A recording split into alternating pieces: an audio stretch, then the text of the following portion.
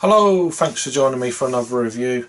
Right, today is a kind of a re-review, but it's the 2017 version of Beavertown. This is their Skull King Double IPA. Look at that, brilliant artwork as usual.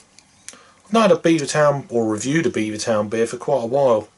So this is coming in at 9.2% ABV and 70 IBUs. The 2017 version.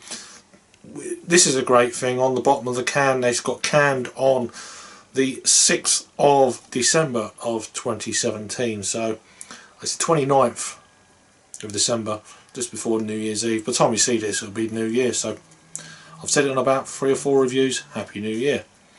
Yeah, I've reviewed this already. I think it was the could be the 2015 version. I don't think I had this last year. I'll put the link down below anyway. I've got a fair playlist for Beavertown beers. They're out of North London, Tottenham, Hale. So yeah, proper fantastic artwork. I should know the artist really, but I'm sure you can Google it. Right, so it's a 330ml can. Yeah, crack it open, get on with it.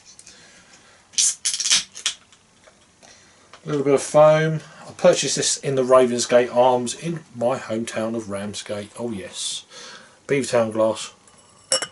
Try and generate a bit of hair, just try and get them aromas out. I'll leave it like that for a minute. There's a little bit left in the can. So one finger, just off whitehead, slightly lemony tinge to it.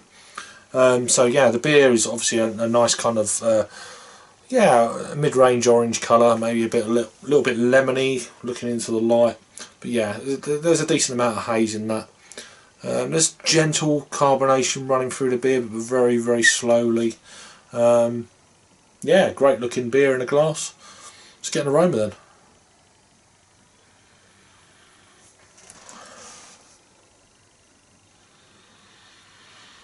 It's got a very kind of, I'm trying to pronounce this. It's very kind of perfumey, very subtle, but very kind of well-rounded aroma, if that makes sense.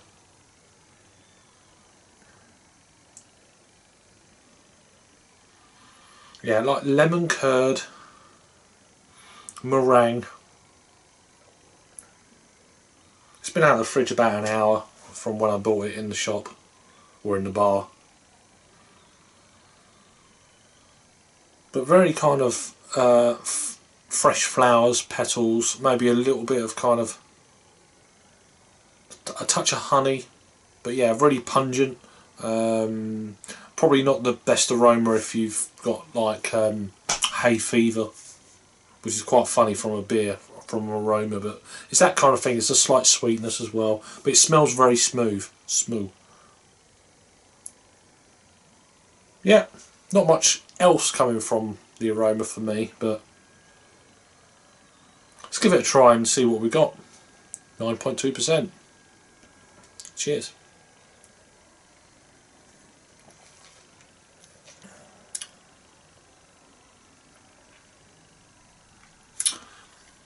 You're tasting a little bit of the alcohol, but then after that, once you get your head around that, it's got a nice malt backbone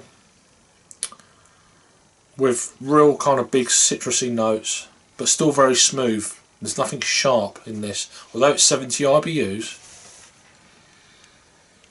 It's quite interesting to compare this review with the first time I had this beer, which I think I might have reviewed it with another Beavertown beer at the same time. It may have been the, I can't think what beer it was now. It might have been with the Beavertown Double Chin. I think I've done a kind of a double review of that. So that'll make it, I can't remember what year it was. Yeah, lots of beers and years. They all run together.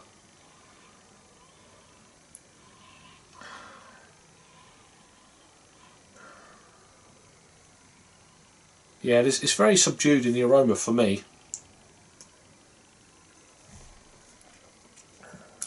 There's some nice passion fruit notes, grapefruit, quite a bit of dankness to the beer. I can't remember what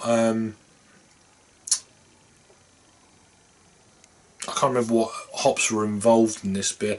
There's quite a commercial description. I'm not going to go into that now. I'll put that down below.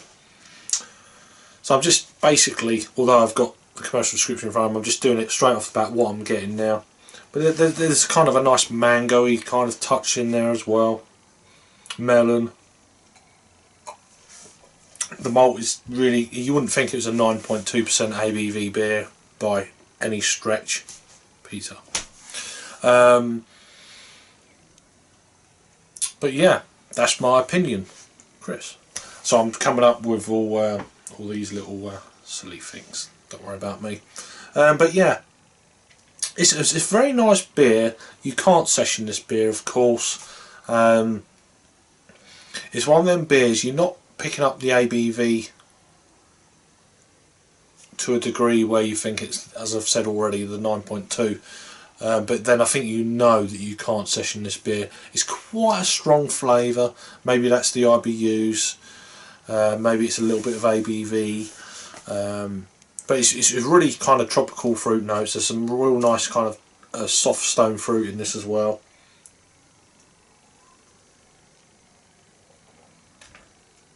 But yeah, cracking beer.